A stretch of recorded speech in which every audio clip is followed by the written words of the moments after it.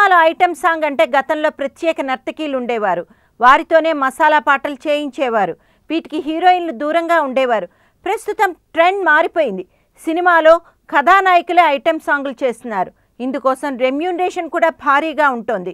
సాధారణంగా సినిమా చేస్తే పేరున్న హీరోయిన్కు దాదాపు 2 కోట్ల వరకు ఇస్తారు. అది కేవలం 2 నుంచి 3 రోజుల పాటు ఐటెం సాంగ్ చేసినందుకు 50 లక్షల వరకు ముట్ట చెప్తున్నారు. దీంతో సినిమాలో హీరోయిన్గా వరుస అవకాశాలు వస్తున్నా ఐటెం సాంగులు చేసేందుకు ప్రస్తుత హీరోయిన్లు ఆసక్తి చూపుతున్నారు. ప్రస్తుత హీరోయిన్ తమన్నా ఈ విషయంలో చాలా ముందుంది. అల్లుడు సీను సినిమాతో పాటు 2-3 సినిమాల్లో ఐటెం సాంగుల్లో నర్తించింది.